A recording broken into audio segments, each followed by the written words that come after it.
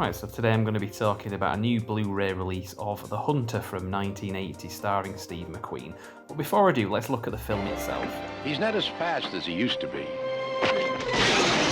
That's what makes him human. But he is the hunter.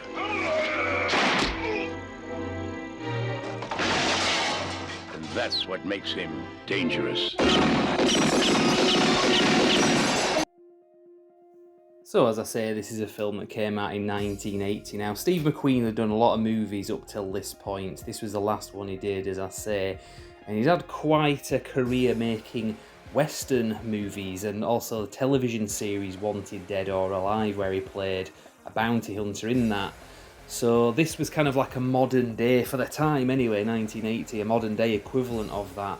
So it was a nice kind of return to an old character that he'd played, but in a modern setting. So that was interesting to see. I think that kind of gets overlooked with this. Like I say, a lot of people just tend to remember this because it was his last film and not much more else. I also think this is quite an interesting film because of where it sits in terms of the action movie genre timeline. I'm going to get more into this in the video, but in a nutshell, the way I see it is, obviously you had westerns from the 50s, 60s and 70s, some of which he was in, like The Magnificent Seven and Nevada Smith, and then later he did Tom Horn, which was a film he did just before this one actually. That was the last western that he did. And then you kind of had the more gritty cop thrillers and action movies. If you simply just look at the Dirty Harry movies alone, which spanned from the early 70s to the late 80s, just from those 5 movies you can see the evolution, not just of that franchise, but it evolved with the action movie genre. Some say maybe for the worse, because the last one in that series was a bit silly. But this movie, The Hunter, sits bang in the middle of that back in 1980. So as I say, you can kind of see the old world of action movies coming into the new world of action movies as it was at the time anyway.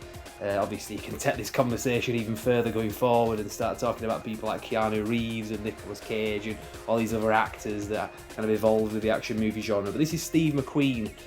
This is something that he kind of evolved with. Unfortunately, it was his last movie. Like I say, we didn't get to see anything of him after this, but it is what it is anyway. So I'm going to talk about the Blu-ray now and kind of elaborate on some more points. So I'll leave it there.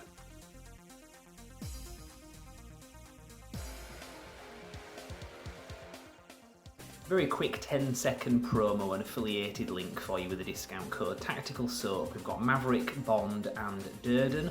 Check out the video description for a link and a discount code.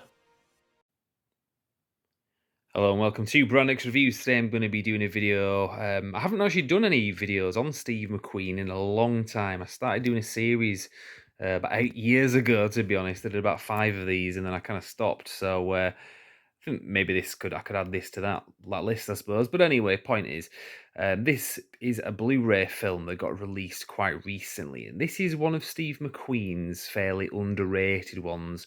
It didn't do very well at the time, critically or commercially, unfortunately.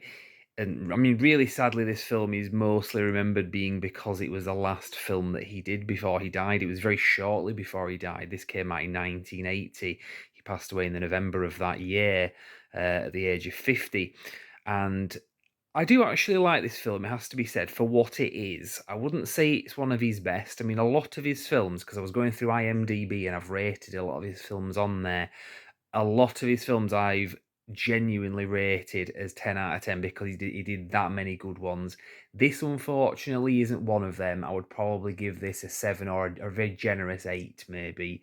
And that's biased, really, from me because I'm a big Steve McQueen fan. But this is another film anyway. Like I say, it's an underrated one, so it's one that you might not have seen on the shelves. Hasn't had that broad video release over the years. There was a DVD of this that came out in the early 2000s, maybe 2005-ish. And I don't think it ever got re-released after that. In fact, the version of that I had actually had disc rot as well, unfortunately. So I was quite glad to see a proper full 1080p high-definition version of this film get released on Blu-ray. Now, it is very expensive, this. This cost £30. It's a limited edition, unfortunately. From what I understand, there's only 2,000 that got released with the slip cover anyway. I think it was the first 2,000 got this slip cover. released with it, and this is from Imprint.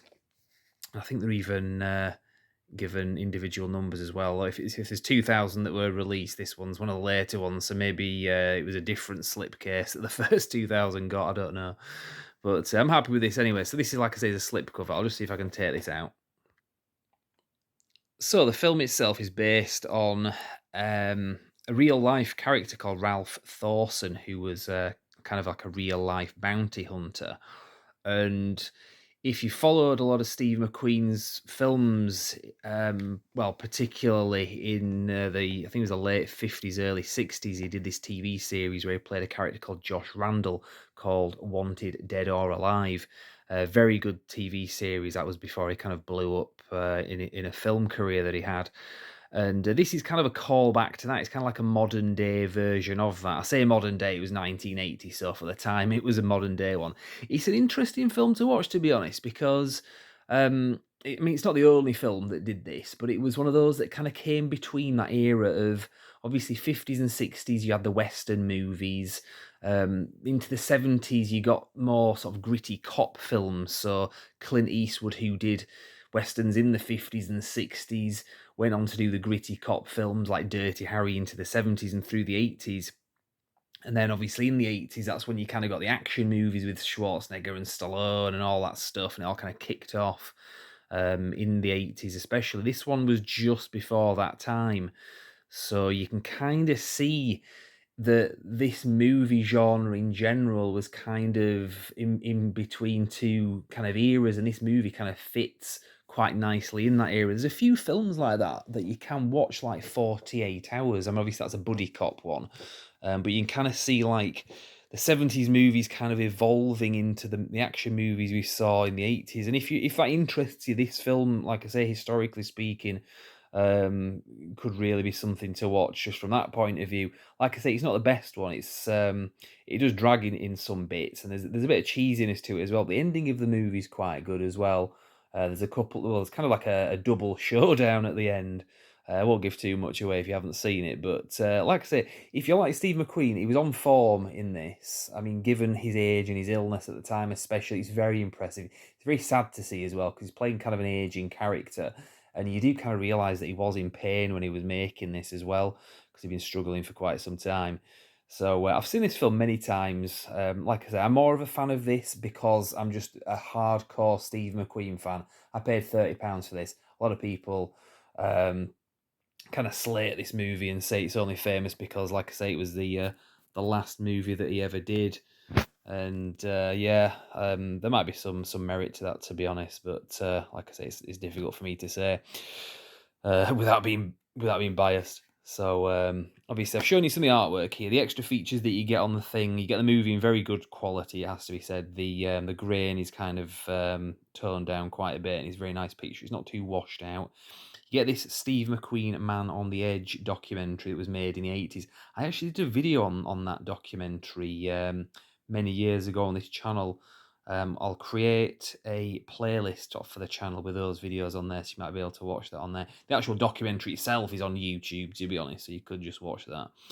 Obviously, there's all the other stuff that's on here. So not amazing on the extra features front to say that this is one of those, what they call like a boutique release, like Arrow Video. They usually pile loads of extra features in things like this, and they don't even then they don't cost quite as much as this did. But whatever. The only other thing I'll show you, the inside and the disc as well. It comes with this sticker as well. It was on the outer plastic, which I just kept just for the sake of showing you what you get. Let me just see if I can zoom in there. Now this isn't actually certified in the UK, so it's not got a BBFC certificate on there. It is multi-region though, from what I can tell. I mean, it plays on a UK player. Let's just put it that way. So, but yeah, the actual artwork, I was going to show that before. Obviously, this is the disc. It's in catalogue number 110, I suppose, from that lineup. And then the inner artwork just keeps going out of focus. Sorry about this. How do I do this? Why is it doing that? It's the glare that's causing the issue. That's from a scene in the film, well, obviously. So there you go. Like I say, I could kind of ramble on a little bit more, but as I say, this is a film that I personally like for a number of reasons. So I can forgive some of the kind of shortcomings when it comes to this thing. Like some people say, it doesn't really have like a narrative linear kind of plot or anything like that. He just kind of like does things. I disagree. I think there is a kind of a start, middle, and an end to this, but it's not done in the best way. So trying to be honest, like I say, as much as I like this film, there's plenty to criticise about it. And if anybody wants to sound off in the comments, feel free. I might not disagree with you, to be honest. It's one of those things, the objective and the subjective. When it comes to movies, I'm of two minds for that reason. So one last thing I will say about this: he's got one of those jackets which in the 80s it was fashionable, and then it kind of like really went out of fashion, and then it kind of came back into fashion again in more recent years. The 60s style bomber jacket with the orange inner lining. Um, I think that must have they really wanted to showcase that a lot in this movie because that jacket is just like there at all times, and it always seems to have like a purpose. So I don't know, maybe he really just liked that style of jacket because it gets shown a lot in this. Actually, made me want to go out and buy one myself. But yeah, that's a separate issue.